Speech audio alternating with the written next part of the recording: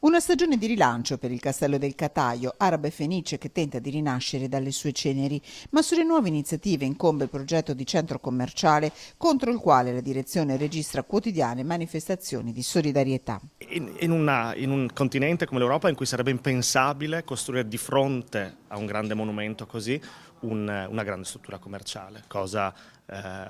assolutamente impensabile in qualsiasi altra parte d'Europa o del mondo civile. Domenica 1 ottobre il Castello del Cataio di Battaglia Terme, Villa dei Vescovi e Luvigliano di Torreglia, il giardino monumentale di Val San Zibio e Galzignano Terme daranno il via al biglietto unico, creando un museo diffuso per accompagnare il turista in un viaggio singolare tra XVI e XVII secolo. Storia, arte e anche enogastronomia creano un circuito virtuoso a livello internazionale, una scommessa vincente per gli imprenditori che credono nel binomio cultura-occupazione.